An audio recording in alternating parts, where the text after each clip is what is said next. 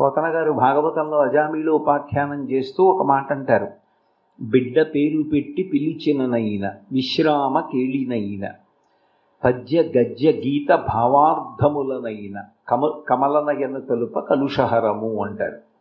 కొడుక్కి భగవంతుడి పేరు పెట్టుకుని కొడుకుని పిలిచిన 10 మాటలు భగవంతుడి యొక్క నామాన్ని పలికాడు కాబట్టి భగవన్నామోచ్చరణము చేత వచ్చేటటువంటి ఫలితాన్నే పిలిచినటువంటి తండ్రికి సంక్రమింపచేస్తారు. అలాగే ఆడుకునేటప్పుడు ఏదో 2 పక్షాలుగా విడిపోయి అవతల పక్షంలో వాళ్ళందరికీ భగవంతుని యొక్క పేర్లు, యువతల పక్షంలో వాళ్ళకి భగవంతుని పేర్లు పెట్టుకుని ఆడుకున్నప్పటికీ కూడా భగవంతుని యొక్క పేర్లు పిలిచాడు కాబట్టి తరింపచేస్తారు.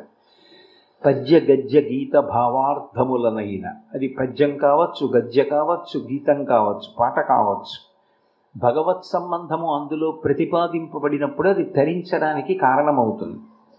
లోకంలో అందరికీ ఏదో ఒక్క పేరు ఉంటుంది, ఆ పేరుతో పిలుస్తారు. అంతకన్నా ఎక్కువ పేర్లు ఉన్నాయనుకోండి, ఆ పేరుతో పిలిచినప్పుడు నా పేరేనా అన్న అనుమానం, ప్రతిస్పందించడంలో వైక్లభ్యం కలుగుతాయి. ఏదో ఒక్క పేరు ఉంటే కోటేశ్వరరావు అని పిలవగానే తిరిగి పలుకుతాం. నాకు 50 పేర్లు ఉన్నాయనుకోండి, నాకే జ్ఞాపకం ఉండద్దు ఆ 50 పేర్లు ఏమిటో. మీరు ఏదో పేరు పెట్టి పిలిస్తే నేను పలకచ్చు పలకపోవచ్చు, మర్చిపోయానండి నాకు ఆ పేరుందన్న విషయం అనొచ్చు.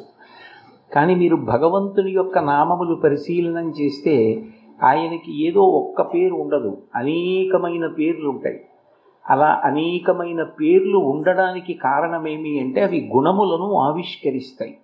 ఒక్కొక్క పేరుతో భగవంతుడిని పిలిచినప్పుడు అది భగవంతుడికి తల్లిదండ్రులు బాలసారి చేసి పెట్టినటువంటి పేరు కాదు.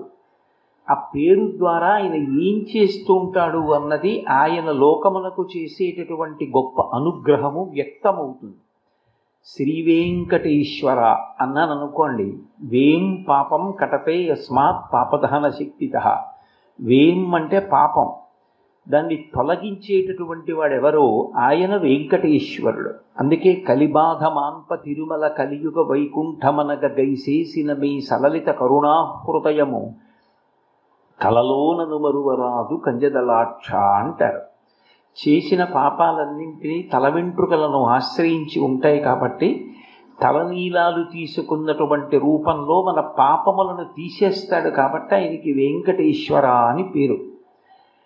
ఒక్కొక్క చోట ఒక్కొక్క స్వామికి ఒక్కొక్క పేరు పెడతారు. ఆ పేరు ద్వారా ఆయన లోకమునకు చేసేటటువంటి అనుగ్రహము వ్యక్తమవుతుంది.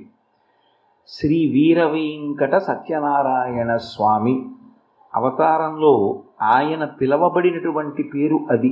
అది ఎవరో పెట్టింది కాదు, ఆయనే చెప్పుకున్నాడు ఒకప్పుడు.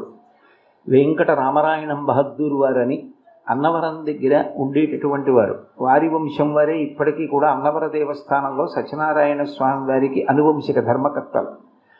వారికి అలాగే గోర్స గ్రామం దగ్గర ఉన్నటువంటి ఇనుగంటి ప్రకాశరావు గారని ఒక బ్రాహ్మణ కుటుంబానికి చెందిన వ్యక్తి, వారికి ఇద్దరికీ ఏకకాలంలో స్వప్నంలో కనపడి నా పేరు వీరవెంకట సత్యనారాయణుడు, నేను అన్నవరం అనబడేటటువంటి గ్రామంలో రత్నగిరి అనబడేటటువంటి కొండ కింద పొదలలో ఉన్నాను, కలియుగంలో భక్తుల్ని ఉద్ధరించడం కోసం అవతరించినటువంటి స్వరూపం. మీరు ఈ శ్రావణ మాసంలో అంటే అప్పుడు నడిచిన కాలం శ్రావణ మాసంలో మఖానక్షత్రంలో శుక్లపక్షంలో విధియ తిథి నాడు మీకు ప్రకాశిస్తాను, మీరు నన్ను వెతకండి అని ఆజ్ఞాపించాడు. ఇప్పుడు ఉన్నట్లుగా ఉన్నటువంటి పరిస్థితి కాదప్పుడు. అన్నవరం కొండంతా కూడా పొదలతోటి పెద్ద పెద్ద చెట్లతోటి నిండిపోయి ఉండేది. కాగడాలు పట్టుకొని ఏవైనా క్రూర మృగాలు అవి మీద పడతాయని పరివారంతో కలిసి రాజావారు ప్రకాశరావు గారు వెళ్ళి వెతికితే మధ్యాహ్న కాలమైనా కూడా ఆయన కనపడలేదు. ఇదేమా ఇద్దరికీ కల్లోకి వచ్చి చెప్పాడు కానీ కనపడలేదని వాళ్ళిద్దరూ బెంగ పెట్టుకుని కూర్చున్నటువంటి సమయంలో చెట్టు కొమ్మలు కదిలి సూర్యకిరణములు పడ్డాయి. ఆ కిరణములు ఎక్కడ పడ్డాయో అక్కడ చూస్తే అవి స్వామి పాదములు, అక్కడే ఉంది మూర్తి.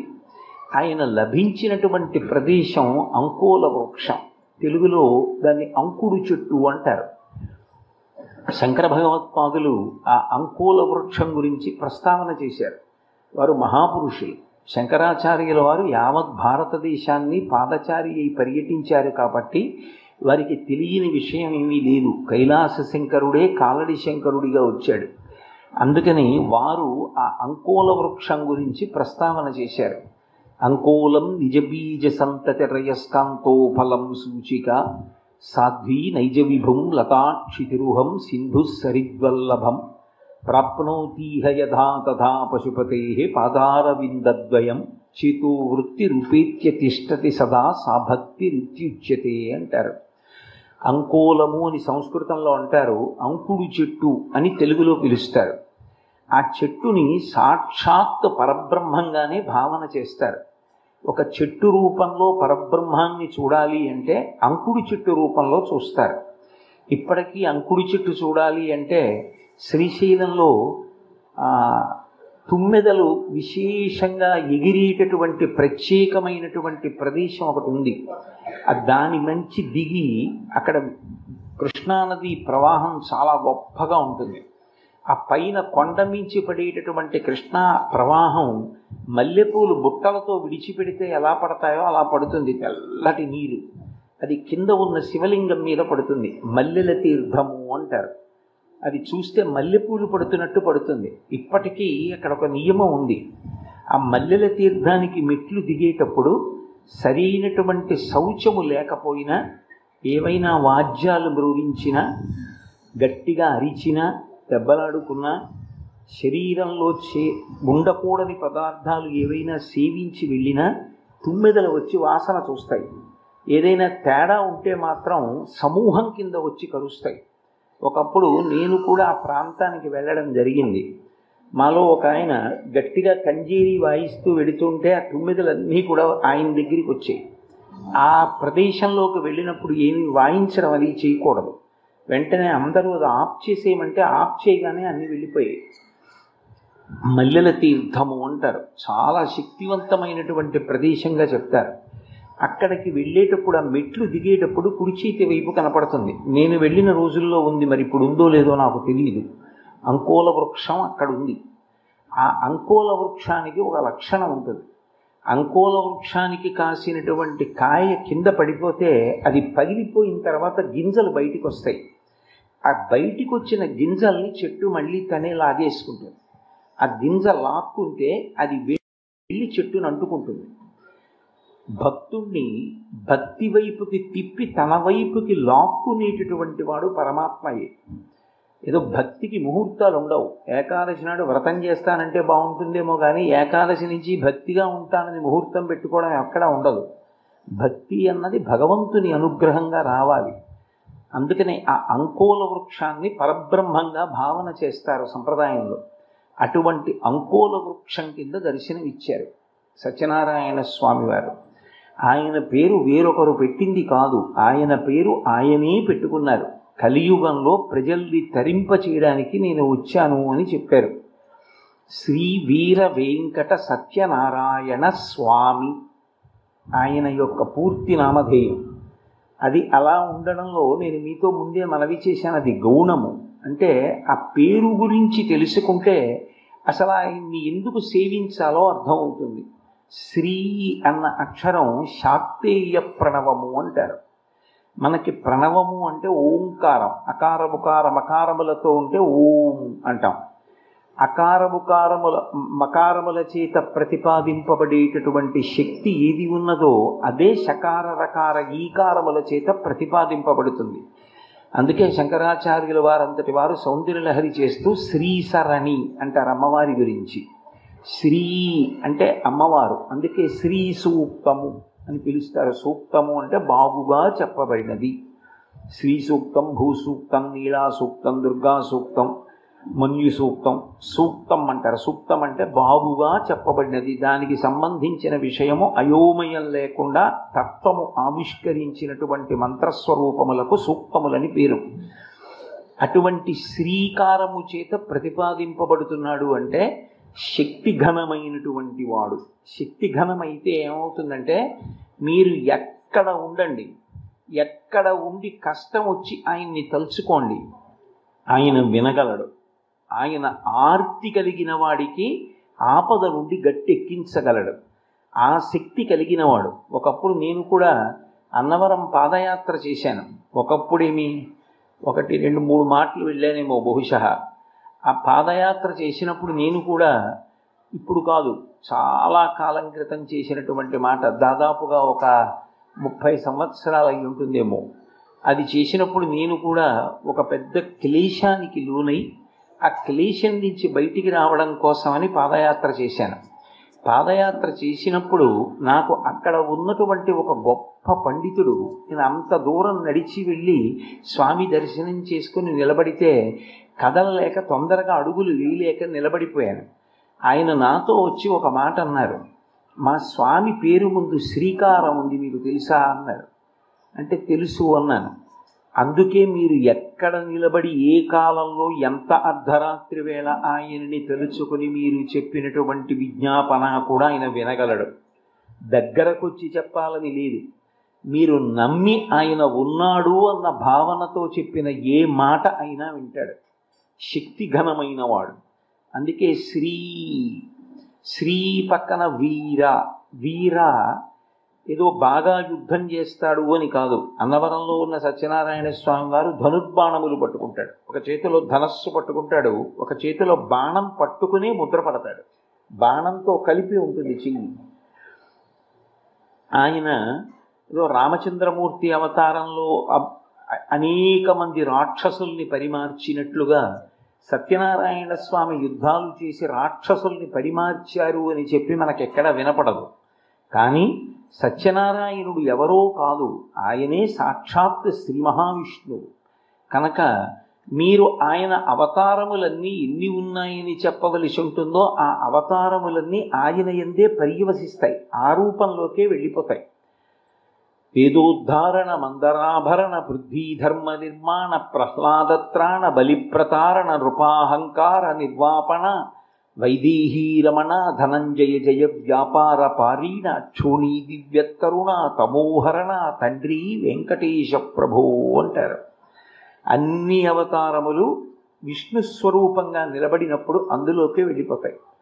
అందుకే వీర అన్న మాట చేత 3 రకములైనటువంటి ఆయన లక్షణములు ప్రతిపాదింపబడతాయి. దానవీర, దయావీర, ధర్మవీర అని 3 రకములైనటువంటి వీరత్వమును ఆయన ప్రదర్శిస్తూ ఉంటాడు. అందులో నిజానికి అన్నవరం అన్న క్షేత్రానికి అన్వయం చేసినప్పుడు ఆ వీర శబ్దమునకు మొదటి వీరత్వంగా ఏది చెప్తారు అంటే దానవీర. ఆయనలా దానం చెయ్యగలిగిన వాడు లోకంలో ఎవరూ ఉండడు. మీరు ఆర్తితో ఆయనని ప్రార్థన చేస్తే ఎక్కడ నుంచైనా వింటాడు, ఎంత ఆపద నుంచైనా గట్టెక్కించగలిగినటువంటి వాడు.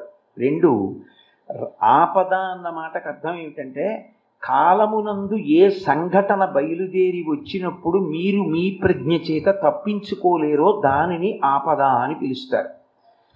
నేను అలా నడిచి వెళ్ళిపోతున్నాను అనుకోండి, నేను చూసుకోలేదు, అక్కడ ఒక పెద్ద నల్లత్రాసు పాము పడుకుని ఉంది. నేను చాలా దగ్గరికి వెళ్ళిపోయాను, అది చటుక్కున పడగ పైకెత్తింది. నా పాదం అక్కడే ఉంది, అది పడగ పైకెత్తింది. ఇప్పుడు అది నా మోకాల్ని కరవచ్చు, పాదాన్ని కరవచ్చు, చేతి మీద కరవచ్చు. నేను భయం చేత స్తంభీభూతుడనై అలా నిలబడిపోయాను. అప్పుడు నేనేదో చదువుకున్నానన్న నా లౌకికమైన చదువు కానీ, నాకేదో పిల్లలు ఉన్నారంటే నాకు కొడుకు కూతురు ఉన్నారని కానీ, నేను చేసిన ఉద్యోగం కానీ, నేను ఉద్యోగంలో న్యాయంగా సంపాదించుకున్న డబ్బు కానీ ఇవేవీ నన్ను కాపాడవు. ఆపద గడువం బెట్టను ఓపి శుభంబైన దాని నొడగూట్పను కురుక్ష్మానాథుండు నిన్ను చూపి చనియ మహాత్మా అంటాడు ధర్మరాజు గారు భారతంలో. అట్లా వచ్చిన ఆపద మన యొక్క శక్తి చేత తప్పదు, దాన్ని తప్పించుకోవడం మన చేత కాదు. దాన్ని తప్పించగలిగిన వాడు ఎవరు అంటే పరమాత్మ ఒక్కడే. అందుకే సాధారణంగా ఇది నాకు యోగ్యము, యోగము, భోగకారకము అని ఏదైనా ప్రారంభం చేసినప్పుడు సత్యనారాయణ వ్రతం చేస్తారు. దాని వలన ఆపద రాకుండా ఉండాలి అని. ఓ ఇంట్లోకి వెళ్ళావు, ఆ ఇంట ఆపద రాకూడదు, సత్యనారాయణ వ్రతం చేస్తారు. పెళ్లి చేసుకున్నారు, సత్యనారాయణ వ్రతం చేస్తారు. ఏ కొత్త విషయాన్ని జీవితంలో అనుసంధానం చేసుకున్నా సత్యనారాయణ వ్రతం చేస్తూ ఉంటారు.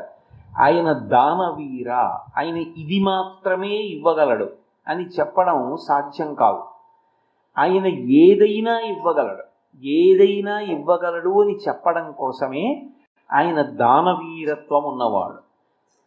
అలాగే దయావీర, ఒకరి దగ్గర ఎంత శక్తి అయినా ఉండొచ్చు, కానీ మనసు యందు ఆర్ద్రత లేదనుకోండి, అటువంటి వ్యక్తిని మీరు ఆశ్రయించి కూడా ఏ విధమైనటువంటి ప్రయోజనము ఉండదు.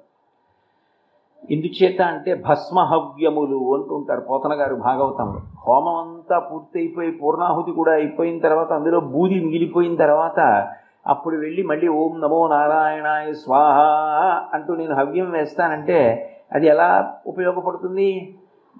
హోమం అయిపోయి పూర్ణాహుతి అయిపోయి ఉట్టి బూది అందులో మిగిలినప్పుడు ఇక మళ్ళీ అందులో హోమం చేయరు. భస్మహవ్యములు, లుబ్ధద్రవ్యములు, పరమ లుబ్ధుడైనటువంటి వాడి దగ్గర ధనం ఉందనుకోండి, ఏం చేసినా ఎవరు ఏమైపోయినా ఆయన మాత్రం ₹1 కాసు ఇవ్వడు. శక్తి ఉండడం వేరు, ఉన్న శక్తితో ఆదుకోవడం వేరు. అన్నిటికన్నా చాలా చాలా గొప్ప విషయం ఏది అంటే భగవంతుడు కూడా జీవితంలో అటువంటి అపూర్వ అవకాశాలు అప్పుడప్పుడే ఇస్తాడు. తనకున్నటువంటి శక్తి ఏది ఉన్నదో దానితో ఆదుకోవడానికి ముందుకొచ్చిన వాడెవడో వాడు చరిత్ర యందు నిలబడిపోతాడు. ఏమీ లేనటువంటి ఒక పేద బ్రాహ్మణి ద్వాదశి నాడు పారణ చేయడానికి ఒక్క ఉసిరికాయ ఇంట్లో ఉంటే ఇంటి ముందుకు బ్రహ్మచారిగా వచ్చిన శంకర భగవత్పాదుల యొక్క చేతిలో వేసేసింది. ఆమె పరమ పాత్రుడైనటువంటి శంకర భగవత్పాదుల యొక్క చేతిలో ఉసిరికాయ వేసింది కాబట్టి కనకధారాస్తవం వచ్చింది. లోకానికి అంతటికీ మార్గదర్శనం చేసింది. శక్తి కలిగి ఉండడం వేరు, ఆ శక్తితో నేను 10 మందికి ఉపకారం చెయ్యాలనేటటువంటి ఆర్ద్రత మనసు యందు ఆ తడి ఉండడం వేరు. అది లేదనుకోండి, ఎంత శక్తి ఉన్నవాడైనా మీరు ఏదైనా ఆపదతోటో ఆర్తితోటో వెడితే ఆయన దాన్ని చూసి పరిహసిస్తాడు, అది మరింత బాధాకరమవుతుంది. కానీ సత్యనారాయణ స్వామి వారు దయావీరుడు. దయ అన్న మాటకు అర్థం ఏమిటంటే అదొక పరమోత్కృష్టమైనటువంటి భావన. నిజానికి చాలా జన్మల యందు సద్భక్తి కలిగి ఉంటే, పెద్దలను సేవించిన వాడైతే, గురువులను సేవించిన వాడైతే అటువంటి వాడికి మాత్రమే కారుణ్యము మనసు యందు ఏర్పడుతుంది అంటారు. అందుకే భాగవతం దశమస్కంధంలో మాలాకారుడు శ్రీకృష్ణ పరమాత్మయే కనపడితే అడిగినది ఏమిటి అంటే నీపాద కమల సేవయు నీపాదార్చకుల తోడి నియమును నితాంత అపారభూతదయయు తపసమందార నాకు దయసేయగదే అని అడిగాడు. ఇప్పటికీ పూజ పూర్తి చేసుకున్న తర్వాత ఈ పద్యం చెప్పి తీర్థం తీసుకునేటటువంటి పెద్దలు ఎందరో నాకు తెలుసు. ఎందుకంటే మనిషి జీవితంలో అడగవలసింది ఏదైనా ఉంటే మాలాకారుడు అడిగాడు దశమస్కంధంలో. దాన్ని తీర్థం తీసుకునేటప్పుడు వాడతారు అంటే ఆ నితాంత అపార భూతదయయు అన్న మాట ఎంత గొప్పదో అర్థం అవుతుంది. మనిషి దయ కలిగి ఉండాలి. మిగిలిన ప్రాణులకి మనిషికి తేడా అక్కడే ఉంటుంది. మిగిలిన ప్రాణులకు దయ అన్న మాట అన్వయము కాదు. అది దయ చూపించకపోయినా దాని యందు దోషం ఆరోపించరు. ఒక పెద్ద పులి ఆకలితో ఉందనుకోండి, నిండు చూలాలైనటువంటి ఒక జింక ఇంకొక 5 నిమిషాలలో ఈనుతున్నటువంటి జింక ఆ పులిని చూసి పరిగెడుతుంటే, కడుపులో ఉన్న జింక పిల్ల బయటికి వస్తూ ఉంటే వెంటపడి పరిగెత్తి పంజా పెట్టి కొట్టి తల్లి జింకని పిల్ల జింకని కూడా చంపి పులి తినేసింది అనుకోండి, అయ్యయ్యో దానికి దయలేదండి అని ఎవరు అనరు. పెద్ద పులికి దయా అన్న మాట అన్వయం అవ్వదు, సింహానికి దయా అన్న మాట అన్వయం అవ్వదు. దయా అన్న మాట ఉండి తీరవలసిన వాడు లోకంలో మనుష్యుడొక్కడే, ఒక్క మనిషికి ఉండాలి. ఆ దయ లేకపోతే అర్థం లేదు. అది మనకుండాలని చెప్పడం ఒకెత్తైతే ఆయన దయావీరుడు, ఆయన దయకి అంతు లేదు. మన బాధ చూసి ఆయన తొందరగా కరిగిపోతాడు. ఆ కరిగిపోయే మనస్తత్వం ఎవరి యందు ఉంటుందో వాడు అక్కడికి వస్తాడు, తొందరగా ప్రతిస్పందిస్తాడు అనుకోండి. కనీసం 4 మంచి మాటలైనా మాట్లాడి మన బాధ చూసి ఆయనకి బాధ కలిగినంతగా తాపత్రయపడే వ్యక్తి అనుకోండి, 10 మంది 2 చేతులు ఎత్తి నమస్కారం చేస్తారు. నువ్వు ఎన్ని ఉపన్యాసాలు చెప్పావన్న దానికన్నా, ఎన్ని ప్రవచనాలు చేశావు అన్నదానికన్నా ఎన్ని పుస్తకాలు చదివావు అన్నదానికన్నా ఎంతమందికి నువ్వు అక్కరకు వస్తావు, నువ్వు కష్టపడైనా 10 మందికి నువ్వు ఉపకారం చెయ్యగలవా? అది చెయ్యగలిగిన వాడైతే ఈశ్వరుడు సంతోషిస్తాడు తప్ప కేవల మాటలు కూడా మంచివే, అవి తక్కువ అని నేను అనను. ఎందుకనంటే వాక్కు అగ్నిహోత్రం, అజ్ఞాన దాహకత్వం చేస్తుంది. కానీ ఉపకారం చెయ్యడానికి మనస్సుకి ఆర్ద్రత ఉండాలి. ఆ ఆర్ద్రత ఎక్కడ ఉన్నదో ఆయన లోకోపకారం చెయ్యగలడు. సత్యనారాయణ స్వామి వారి యొక్క దయ ఇంత అంత అని చెప్పడం సాధ్యం కాదు. ఎవరు ఆర్తితో ఆయన్ని తలుచుకుని ఒక్క నమస్కారం చెయ్యగలిగిన, ఆయన ఉన్నాడు అని నమ్మి అడగగలిగితే ఉత్తర క్షణం పలకడానికి సిద్ధంగా ఉంటాడు. ఈ మాట నేను చెప్పేటప్పుడు వ్యక్తిగత జీవితంలో నా అనుభవాన్ని దృష్టిలో పెట్టుకుని ఈ మాట నేను మాట్లాడుతున్నాను. అయితే అన్ని సమయాల్లో వేదికల మీద నా వ్యక్తిగత అనుభవాల గురించి నేను మాట్లాడడానికి ఇష్టపడను కాబట్టి చెప్పట్లేదు. కానీ మీలో చాలామందికి నా అనుభవం, అన్నవరం నేను ఎందుకు వెళ్ళానన్న విషయాలు తెలిసి ఉంటాయి కూడా. కాబట్టి అంత దయ కలిగినటువంటి వాడు, తొందరగా కదిలిపోయేటటువంటి మనస్తత్వం ఉన్నవాడు, పిలిస్తే పలికేటటువంటి లక్షణం ఉన్నవాడు. ఏదో దగ్గరగా వెళ్ళి పిలవాలి తప్ప మీరు పిలిస్తే మాత్రం ఎక్కడ పలుకుతానండి, మీరు ఎక్కడో ఉండి పిలిస్తే నాకేమందుతుంది అనడానికి వీలు లేదు. పేరుకి ముందు శ్రీకారం ఉన్నది, శక్తిఘనము, అన్నిటినీ మించి వీరలక్షణం ఉన్నది, చాలా గొప్ప దయ కలిగిన వాడు. మీరు ఎక్కడ ఉండి మనస్సులో స్మరించండి ఆయన్ని, వెంటనే ఆయన ప్రతిస్పందిస్తాడు. అందుకే దయావీర, ధర్మవీర. అసలు ప్రార్థన చెయ్యవలసిన అవసరం లేకుండా ఆయనకు ఒక పక్షపాతం ఉంటుంది. పక్షపాతము అంటే వాళ్ళ గురించి ఆయన ఎక్కువ ఆలోచిస్తూ ఉంటాడు. వాడు గత జన్మలలో చేసుకున్నటువంటి కర్మల వలన వాడికి ఏదైనా కష్టం రావలసి వస్తే రేపొద్దున్న వాడికి నేను ఈ కష్టం ఇస్తున్నానని బెంగ పెట్టుకుని ఆ కష్టం రాకుండా నివారణోపాయాన్ని ఇవాల్టి నుంచే సిద్ధం చేయగలిగినంత సౌమ్య బుద్ధి కలిగి ధర్మ రక్షణ చేస్తూ ఉంటాడు. కాబట్టి ధర్మవీరుడు. మహాభారతంలో అర్జునుడు చటుక్కుని ప్రతిజ్ఞ చేసేశాడు. అభిమన్యుణ్ణి ఆ పద్మవ్యూహంలో ద్రోణాచార్యుల వారు చంపేశారు అన్నారు. ఆ కొడుకు చచ్చిపోయాడన్న మాటకి కదిలిపోయాడు అర్జునుడు. ఎవరు చంపారు, ఎవరు అడ్డుపడ్డారు? మిగిలిన పాండవులు లోపలికి వెళ్లకుండా అని అడిగారు. సైంధవుడు అడ్డుపడ్డాడు అన్నారు. రేపు సూర్యాస్తమయం లోపల సైంధవుడి తల తరిగేస్తాను, ఒకవేళ సైంధవుడిని చంపలేకపోతే నేను అగ్నిప్రవేశం చేసేస్తానన్నాడు. తేలికైపోయింది మహాభారత యుద్ధం. సైంధవుడు అర్జునుడికి దొరకకుండా చేసేస్తే మరునాటి సూర్యాస్తమయం వరకు అయిపోయింది యుద్ధం. ఎందుకంటే అర్జునుడు అగ్నిప్రవేశం చేసేస్తాడు. అర్జునుడు లేకపోతే ఇక పాండవులు గెలవడం అన్న మాట లేదు. ఈ ప్రతిజ్ఞ చేసేసి అర్జునుడు వెళ్ళి నిద్రపోయాడు. కృష్ణ పరమాత్మ నిద్రపోలేదు. నిద్రపోకుండా దారుకుణ్ణి పిలిచాడు సారథిని. అర్జునుడు ఏం చేస్తున్నాడు వెళ్ళి చూసిరా అన్నాడు. హాయిగా నిద్రపోతున్నాడండి అన్నాడు. కృష్ణ పరమాత్మ అన్నాడు సారథితోటి, చూశావా, రేపు సూర్యాస్తమయం లోపల సైంధవుణ్ణి చంపేస్తానన్నాడు. అవతల ద్రోణుడు ఉన్నాడు, అవతల పరమభయంకరమైన దుర్యోధనుడు ఉన్నాడు. అసలు సైంధవుడు దొరకకుండా వ్యూహంలో ఎక్కడో దాచేస్తే సైన్యాన్ని భేదించుకుంటూ అసలు ఎప్పటికెడతాడు సైంధవుడి దగ్గరికి? ద్రోణుడితో యుద్ధం అంటే మాటలు కాదు కదా. కర్ణుడున్నాడు, ఎప్పటికి చేరుతాడు? ఈలోగా సూర్యాస్తమయం అయితే ఏ ధైర్యం చూసుకుని చేసేసాడు ఆ ప్రతిజ్ఞ అని తానే వెళ్ళి నిద్రలేపాడు. బావా, అంత భయంకరమైన ప్రతిజ్ఞ చేశావే, కనపడకుండా సైంధవుణ్ణి దాచేస్తారే, ఎలా నిద్రపోతున్నావా, నీకు నిద్ర ఎలా పట్టిందన్నాడు. అంటే అర్జునుడు అన్నాడు, ప్రతిజ్ఞ చేయడం వరకే నా వంతు, అది నిజమయ్యేటట్టు చూసుకోవడం, నన్ను రక్షించుకోవడం నీ వంతు. నిద్ర పట్టక నువ్వు ఆలోచించుకో, నేను పడుకుంటానన్నాడు. అది ధర్మవీర అంటే. అర్జునుడు ధర్మ సంస్థాపన కొరకు యుద్ధం చేస్తున్నాడు. ఆయన పక్కకి వెళ్ళిపోతే ధర్మం నిలబడదు. ధర్మం నిలబడాలి అంటే అర్జునుడి మీద పక్షపాతంతో ఆ రోజు స్వప్నకాలమునందు యోగ విద్య చేత కైలాసానికి తీసుకెళ్ళి పరమశివ దర్శనం చేయించి పాశుపతాస్త్ర ఉపసంహారములను ఆయనకి ఉపదేశం చేయించి మరునాడు సైంధవుడి తల తరిగితే సరిపోదు, సైంధవుడి తల కింద పడింది అనుకోండి, ఎవడు తల నరికాడో వాడి తల నూరు రెక్కలైపోతుంది. అది అర్జునుడికి కూడా తెలియదు. అందుకని కేవలం తల నరకడం కాదు, ఆ తల నరికిన తరువాత కింద పడిపోకుండా బంతులాడు, నేను చెప్పే వరకు అని బంతులాడమని పాశుపతాస్త్రాన్ని ప్రయోగింపచేసి ఆ తలని తీసుకెళ్ళి ఈ వరం అడిగినటువంటి సైంధవుడి యొక్క తండ్రి హిమవత్ పర్వత ప్రాంతంలో తపస్సు చేస్తున్నాడు.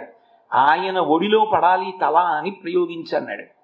పాశుపతాస్త్రం అప్పుడు కాపాడింది. ఆ సైంధవుడి తల వెళ్ళి తండ్రి ఒడిలో పడింది. ఆయన మంచి కళ్ళు మూసుకొని ధ్యానంలో ఉండి ఏదో తప్పున తల ఒళ్ళో పడిందని చూశాడు. నిత్తుటి ముద్దగా ఉన్న తల, కొడుకుది అని చూసుకోలేదు. మృతశిరస్ అని కింద పడేశాడు. ఎవరు తన కొడుకు తల కింద పడేటట్టు కొడితే వాడు మరణించాలన్నాడు. తనే కదా కింద పడేశాడు. తను కింద పడేశాడు కాబట్టి ఆ వృద్ధక్షత్రుడు తండ్రి యొక్క తల 100 రెక్కలయ్యింది. లేకపోతే అర్జునుడు ఏమైపోయేవాడు? ఎప్పుడూ ధర్మం కోసం పరితపించేటటువంటి వాళ్ళు, ఎప్పుడూ ధర్మం కోసం నిలబడేటటువంటి వాళ్ళని రక్షించుకోవడానికి అంత అప్రమత్తుడై ఉంటాట.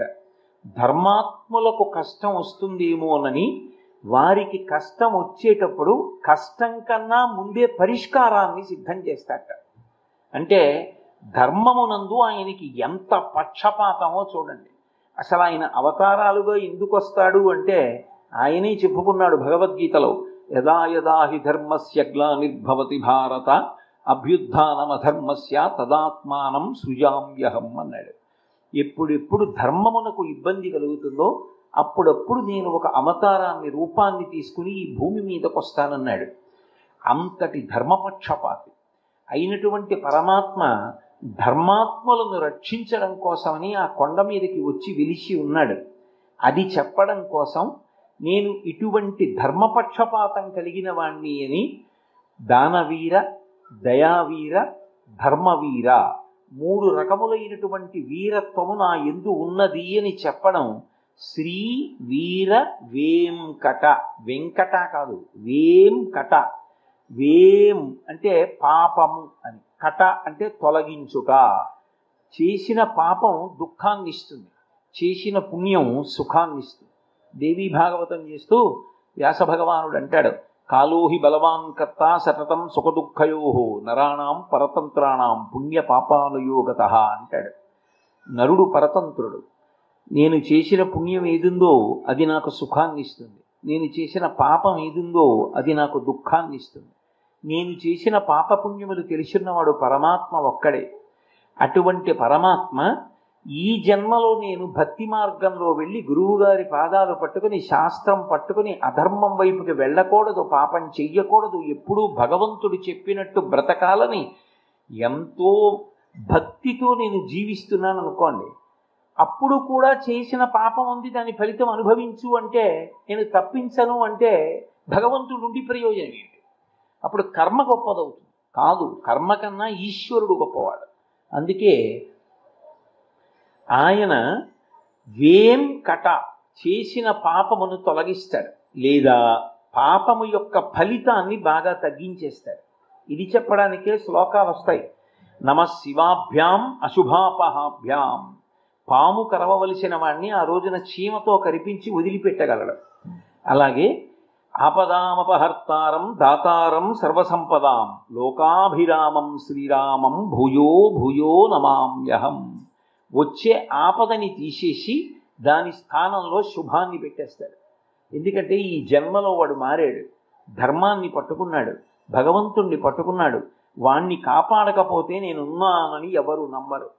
అందుకే వాడు నా కొరకు రక్షింపవలయువాడు. పరమేశ్వరుడు మహాసంతోషపడిపోయేది ఎప్పుడంటేట ఆయనని నమ్ముకున్న భక్తులకు ఉపకారం జరిగినప్పుడు ఆయన సంతోషిస్తాడట. అది నేను చెప్పిన మాట కాదు, భగవంతుడే చెప్పుకున్నాడు. వాడు నా కొరకు రక్షింపవలయువాడు అన్నాడు వామనమూర్తి ఘట్టంలో. నేను వాణ్ణి రక్షించడం భక్తుణ్ణి వాడి కోసం కాదు, వాణ్ణి నేను రక్షించకపోతే అసలు నేనున్నానని లోకం నమ్మదు. నా కోసం వాణ్ణి రక్షిస్తున్నానన్నాడు. కాబట్టి అంత గొప్పగా ధర్మ సంరక్షణ చేస్తాడు. కాబట్టి పాపములను తొలగించి పాప ఫలితాన్ని ఇచ్చేటప్పుడు తగ్గించగలిగినటువంటి సర్వశక్తిమంతుడనై నేను ఇక్కడ ఉన్నాను అని చెప్తున్నాడు కనుక ఆయన వేంకట, శ్రీ వీర వెంకట సత్య. సత్యం, శివం, సుందరం ఇవి ఈశ్వరునకు పర్యాయ పదాలు.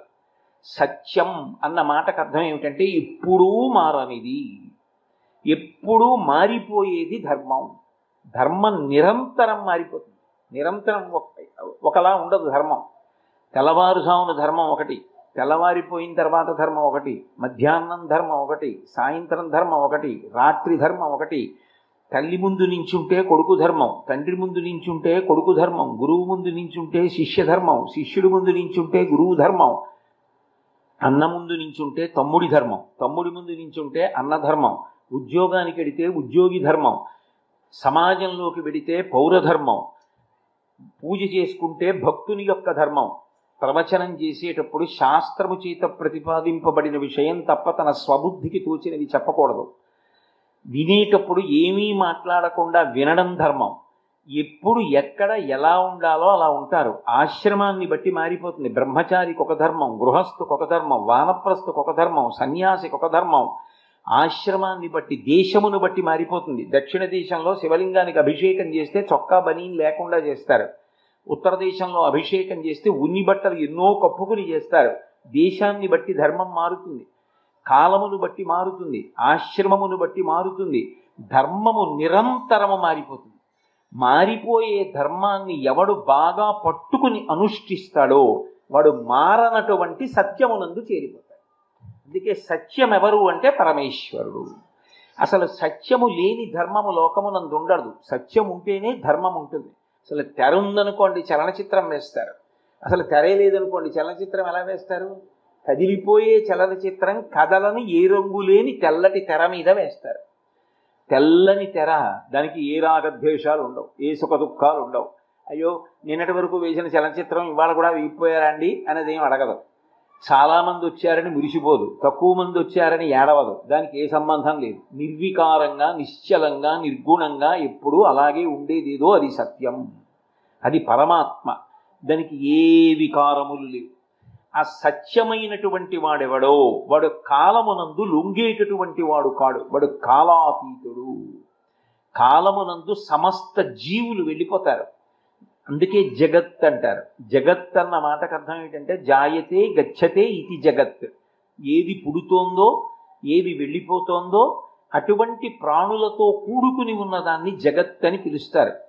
పుట్టిన ప్రతి ప్రాణికి, అది చెట్టు కానివ్వండి, జంతువు కానివ్వండి, పుట్ట కానివ్వండి, మనిషి కానివ్వండి, పుట్టిన తేదీ ఉంటుంది. పుట్టిన తేదీ ఉన్నది అంటే మరణ తేదీ కూడా ఉంటుంది. అది వెళ్ళిపోతుంది, లోకంలో ఉండదు అది. కాకపోతే ఒకదానికన్నా ఒకటి ఎక్కువ కాలం ఉండొచ్చు అంతే తప్ప శాశ్వతంగా మాత్రం ఉండవు, వెళ్ళిపోతాయి.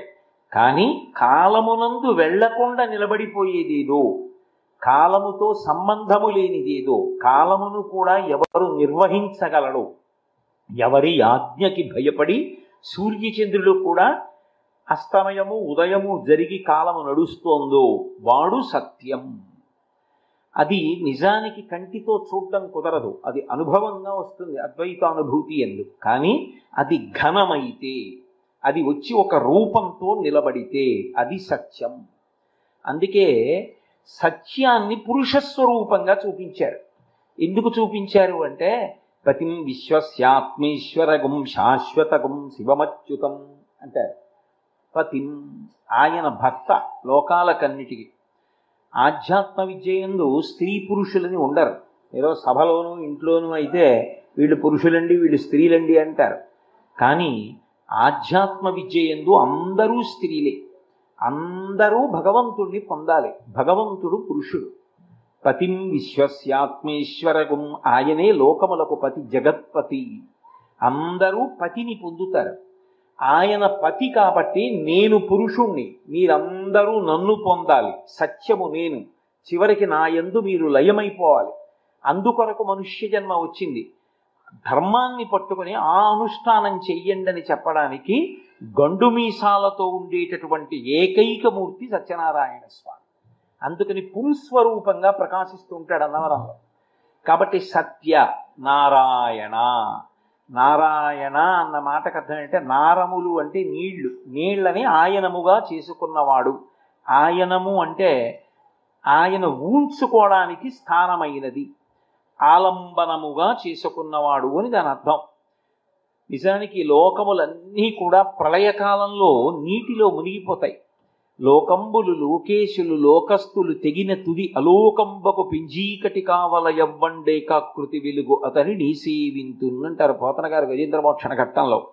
ఈ లోకాల్లో ఉన్నవాళ్ళు, లోకాల్ని పరిపాలించేటటువంటి వాళ్ళందరూ కూడా ప్రళయ జలముల యందు లయమైపోతారు. మహాభారతం ఆరణ్య పర్వంలో మార్కండేయుడు ధర్మరాజు గారి దగ్గరికి వచ్చి మహాప్రళయం ఎలా ఉంటుందో వర్ణిస్తాడు.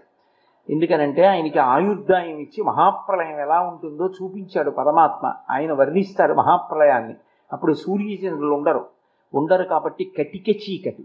సూర్యచంద్రుల అవసరం లేకుండా తనకు తాను ప్రకాశిస్తూ ఉంటాడు ఆయన. నత్ర సూర్యో భాతి చంద్రతారకం నేమా విద్యుతో భాతి కుతోయమగ్ని తమేవ భాంతం అనుభాతి సర్వం తస్య భాషా సర్వమిదం విభాతి. ఎక్కడ సూర్యుడు చంద్రుడు తారకలు అవసరం లేకుండా తనంత తాను స్వయం ప్రకాశకమై వెలుగుతూ ఉంటాడో ఆయన పరమాత్మ. కాబట్టి ఆయన ఈ లోకాలన్నీ మహాప్రళయంలో నీళ్లలో కలిసిపోతే కరారవిందేన పదారవిందం ముఖారవిందే వినివేశయంతం వటస్య పత్రస్య పుటీశయానం బాలం ముకుందం మనసాస్మరామి అంటాడు కృష్ణలీలాతరంగిణిలో లీలాశుకుడు. ఆయన ఒక్కడు మాత్రం పసిపిల్లవాడై ఆ మర్రి ఆకు మీద ఆ ప్రళయస జలాల మీద తేలుతూ కాలి బొటనవేలు తీసుకుని నోట్లో పెట్టుకుని చీకుతూ ఉంటాడు. అదేమిటండి కాలి బొటనవేలు నోట్లో పెట్టుకోవడం ఎందుకు అంటే, ఒకప్పుడు మాంధాత చంటితనంలో తల్లి లేనప్పుడు ఎలా బతకాలినా, తల్లి లేదు కదా, తండ్రి లేడు కదా అంటే అప్పుడు వరం ఇచ్చాడు ఇంద్రుడు, బొటనవేలు నోట్లో పెట్టుకుని చీకితే అమృతస్రావం అవుతుంది, బతుకుతాడు అన్నాడు. ఆయనకైనా మరి మా పిల్లలకని అడిగారు. మీ పిల్లలకి కూడా అలవాటు చెయ్యక్కర్లేకుండా చిన్నతనంలో బొటనవేలు నోట్లో పెట్టుకు చీకుతారు, అమృతస్రావం అవుతుంది అన్నాడు. పిల్లలందరికీ అలవాటు వస్తుందంటారు, బొటనవేలు నోట్లో పెట్టుకు చీకుతారు, ప్రయత్నపూర్వకంగా తప్పించాలి. ఇంద్రుడు వరం ఇచ్చాడు కాబట్టి బాంధాత నోట్లో బొటనవేలు పెట్టుకు చీకాడు, అమృతస్రావం అవుతుందని. నాకు బొటనవేలు నోట్లో పెట్టుకోక్కర్లేదు, నా శరీరమే అమృతఘనము అమృతవపుహు అంటున్నావా లేదా విష్ణు సహస్రంలో. అందుకని నేను కాలి బొటనవేలు పెట్టుకుంటాను. అందుకని కాలి బొటనవేలు నోట్లో పెట్టుకుని ఆ మర్రి ఆకు మీద తేలుతూ ఉంటాడు ప్రళయ జలాలలో. మార్కండేయుడు దర్శనం చేసి స్తోత్రం చేశాడు. అందుకని నారములు వాయనములుగా కలిగినవాడు. అసలు నిజానికి సమస్త సృష్టి దేని వలన వస్తుంది అంటే నీటి వలన వస్తుంది. నీరు లేకపోతే సృష్టి సృష్టి కాదు కదా, ప్రాణములు కూడా ఉన్నాయి. అందుకే అమృతం వా ఆపహ అంటారు, నీరు అమృతము. వ్యాస భగవానుడు లింగపురాణం చేస్తూ సంజీవనం సమస్తస్య జగత సలిలాత్మిక భవ ఇత్యుచ్యతే మూర్తిర్భవస్య పరమాత్మనః అంటాడు శంకరుడి గురించి. ఆ నీళ్లు ఉంటే ప్రాణములు నిలబడతాయి, నీరు లేకపోతే ప్రాణం ఉండదు, నీరు లేకపోతే ధర్మం ఉండదు. నీరు లేదు స్నానం ఎలా చేస్తారు, నీరు లేదు ఆచమనం ఎలా చేస్తారు, అర్ఘ్యం ఎలా ఇస్తారు, పూజలు ఉపచారాలు ఎలా నడుస్తాయి, అంతవరకు ఎందుకు. నీళ్లు లేవు, దాహం ఎవరు తట్టుకోలేరు. అప్పుడు ధర్మం అన్నమాట ఇవేం అన్వయం కావు. ఎక్కడ నీరుందో అక్కడ అవతల వాడిని కొట్టి లాక్కు తాగేస్తారు. నీరు అంత అవసరం అయినప్పుడు ఆ నీటిని లోకమునకు అందించి సమస్త ప్రాణులు బ్రతికేటట్టుగా చూస్తున్నవాడెవరో ఆయన నారాయణ. నీటి రూపంలో ఉండి లోకాన్ని ధర్మాన్ని అన్నింటినీ బ్రతికిస్తూ ఉంటాడు. ఆఖరణ ప్రళయ జలములను ఆసరా చేసుకుని దాని మీద తేలియాడుతూ మళ్ళీ పునఃసృష్టి జరిగేటట్టుగా చేస్తాడు. అది ఎవరో కాదు, నేనే. కాలమునందు పుట్టుక లేదు, పెరుగుట లేదు, మరణించుట అన్న మాట లేదు. మూడిటికి అతీతంగా కాలాతీతుడుగా ఎప్పుడూ ఉండిపోయేటటువంటి పరబ్రహ్మాన్ని ఈ కంటితో చూడాలనుకుంటే ఇదిగో నేను ఇలా నిలబడి ఉన్నాను, మీరు చూడవచ్చు. అది చెప్పడం నారాయణ. అందుకని శ్రీ వీర వెంకట సత్య నారాయణ. ఆయన భార్య అనంతలక్ష్మీ సత్యవతీదేవి అన్నారు. అనంత, ఆమె శక్తి అంత ఇంత అని చెప్పడం ఎవరికీ సాధ్యం కాదు. అనంత శబ్దమునకు పర్యాయ పదమే కామకోటి, కామాక్షి. కామకోటి అంటే నువ్వు ఏమడుగుతావు అడుగు, నేను ఇది చెయ్యలేనన్నమాట అన్వయం అవ్వదు. అంత శక్తి ఒక చోట నిలబడితే అనంత. లక్ష్మీ, ఆమెయే లక్ష్మీదేవి సత్యవతి, ఆమెయే బ్రహ్మశక్తి అయినటువంటి వాగ్రూపిణి, ఆమె శక్తి స్థానమైనటువంటి గౌరి. అంటే ఆమెయే ముగురమ్మల రూపమైనటువంటి తల్లి. గిర్దేవతేతి గరుడధ్వజ సుందరీతి శాకంభరీతి శిశిశేఖర వల్లభేతి సృష్టి స్థితి ప్రళయకేలుష సంస్థితాయై తస్మై నమస్త్రిభువనైక గురోస్తరుణ్యై అంటారు శంకరాచార్యులు వారు. అందుకే శ్రీమత్ త్రిపాద్విభూతి వైకుంఠ మహానారాయణ యంత్రం మీద ఉంటాడు కాబట్టి పరబ్రహ్మశక్తిగా ఉంటాడు. ఆయనే బ్రహ్మ, ఆయనే విష్ణువు, ఆయనే శివుడు. అందుకే ప్రారంభస్థానాన్ని బ్రహ్మస్థానమని, మధ్యస్థానాన్ని శివస్థానమని, పై స్థానాన్ని విష్ణు స్థానమని పూజ చేస్తారు అక్కడ యంత్రానికి. విష్ణు పంచాయతనమునందు ఉంటాడు. విష్ణు పంచాయతనము అంటే ఆయన విష్ణు స్వరూపంగా ప్రధానంగా పూజ అందుకుంటే చుట్టూ నలుగురు ప్రధాన దేవతలు ఉంటారు. గణపతి, సూర్యుడు, అంబిక, శంకరుడు. నలుగురు నాలుగు దిక్కులా ఉండి మధ్యలో యంత్రం మీద ఉంటాడు. అలా ఉన్నటువంటి మహానుభావుడు ఎవరున్నాడో ఆయన అనంతలక్ష్మీ సత్యవతి. అంటే ఆమెయే సరస్వతి, ఆమెయే లక్ష్మి, ఆమెయే పార్వతి. మీరు ఆమెకి నమస్కారం చేసిన కారణం చేత మీరు ఏమి కావాలని కోరుకుంటున్నారో దాన్ని అనుగ్రహించగలిగినటువంటి పరబ్రహ్మము యొక్క శక్తి ఘనమై నిలబడితే ఆమెయే అనంత లక్ష్మి సత్యవతి స్వరూపం. అన్నవరంలో అయితే ఏకపీఠం మీద పక్కన శివకేశవులకు భేదం లేకుండా శివుడు కూడా ఉంటాడు. ఒకే పీఠం మీద ముగ్గురు ఉంటారు. కాబట్టి అంత పరమాద్భుతమైనటువంటి రూపం శ్రీ వీరవెంకట సత్యనారాయణ స్వామి వారి యొక్క రూపం.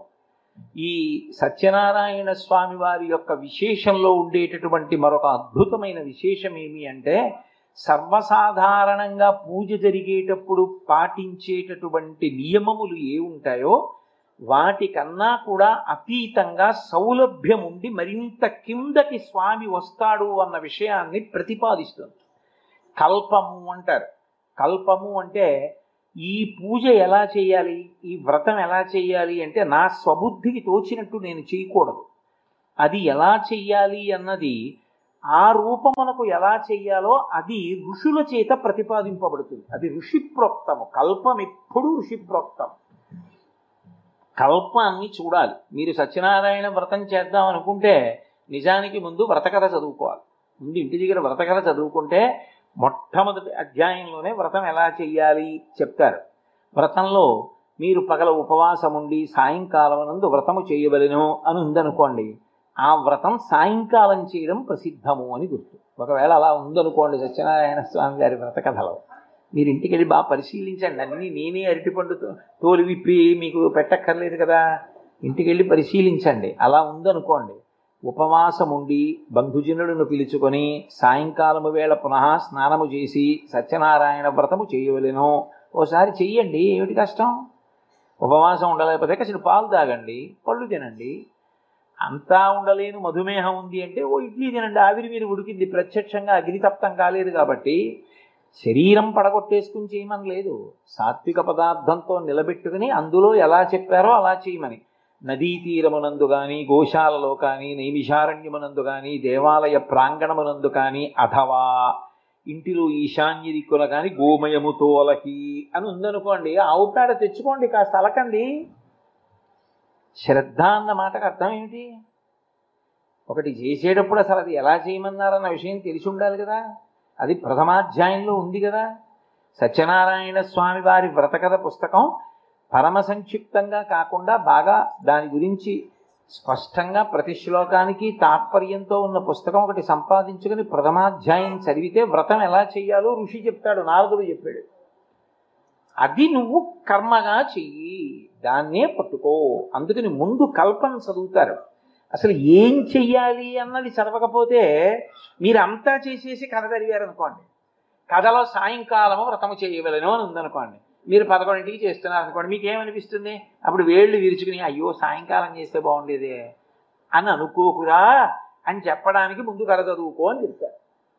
ముందు కల్పం చదవాలి. కల్పం సంస్కృతంలో మంత్రపురస్సరంగా ఉన్నది, అర్థం కాదేమో అని కథలో మొదటి అధ్యాయంగా దాన్ని చెప్తారు. ఎక్కడైనా అలాగే చెప్తారు. శ్రావణ మాసం వరలక్ష్మీ వ్రత కథలోనైనా ఎలా చెయ్యాలో చెప్తారు.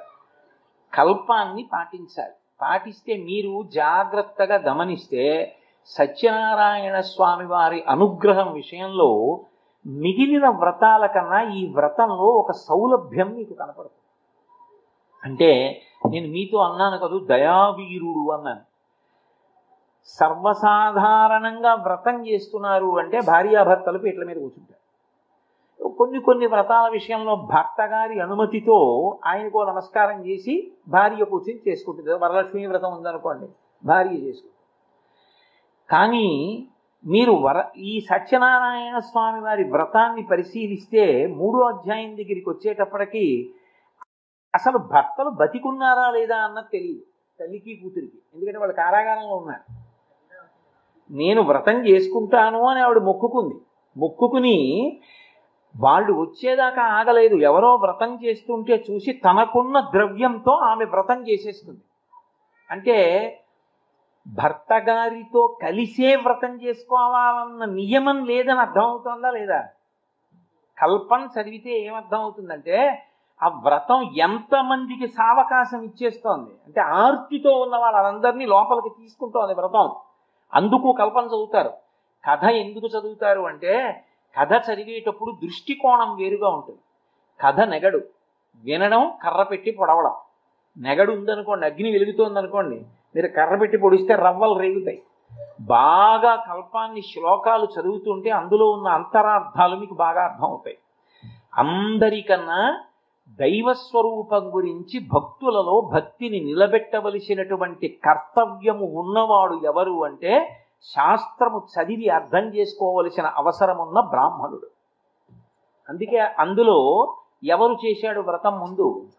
ఎన్ని కష్టాలలో ఉన్నా భగవద్భక్తిని వదలకుండా తిరుగుతున్నవాడు సత్యనారాయణుడే కనపడి వ్రతం చేయమంటే ఉన్న ద్రవ్యంతో వ్రతం చేశాడు. దరిద్రం పోయి. ముందు నమ్మి చేయవలసిన వాడు ఎవరో ఆయన చేశాడు. ముందు తలకాయి మాట చెప్పింది అనుకోండి, పాదములు కదులుతాయి. సాయంకాలం అక్కడికి వస్తానన్నావు కదా, 5 గంటలకల్లా వాహనం ఎక్కుతానన్నావు కదా, ఎక్కడో కడప నుంచి వచ్చాను, బాగా బడలిపోయాను, కాసేపు పడుకుంటాను, 6:30కి వెడదానులే అంటే ఎలా? లే అని శిరస్సు ఆజ్ఞనిస్తే స్నానం చేసి అనుష్ఠానం చేసుకుని పాదాలు కదులుతాయి వాహనం వైపుకి. ఇక్కడి నుంచి ఆజ్ఞ రావాలి, అప్పుడు గమనం ఉంటుంది. ముందు చెయ్యవలసిన వాడు చేశాడు. వెంటనే అరణ్యంలో కట్టెలు కొట్టుకుని అమ్మి జీవనం చేసేటటువంటి వ్యక్తి ఈయన చేస్తున్న వ్రతాన్ని చూసి ఆయన చేశాడు. అంటే ముందు తల సరిగా ఉంటే కింద వరకు సరిగ్గా ఉంటుంది గమనం. అంటే చెయ్యవలసిన వాడు సరిగ్గా చెయ్యాలి, చదవవలసిన వాడు చదవాలి, అప్పుడు క్రింద కూడా బాగుంటుంది. ఇప్పుడు మధ్యలోకి ఎవరు వచ్చారు?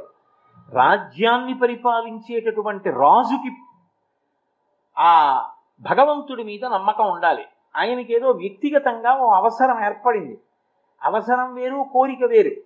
నాకు అమెరికా అధ్యక్ష పదవి కావాలంటే కోరిక అవ్వచ్చు.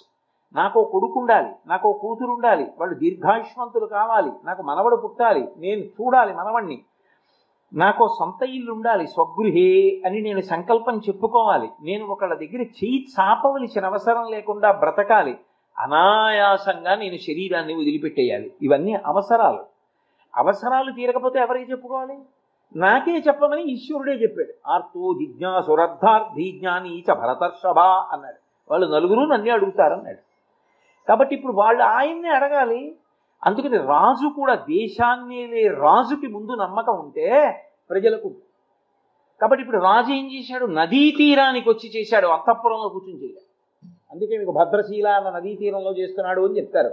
ఎందుకని అంటే కల్పాన్ని ఏం చెప్పారో అది కథలో చూపిస్తున్నారు. ఇప్పుడు ముందు చేయవలసిన వాడిని చెప్పారు, తర్వాత కింద అనుసరించిన వాడిని చెప్పారు, ఇప్పుడు ఒక రాజుని చెప్పారు, రాజు నదీ తీరంలో చేయడం చెప్పారు.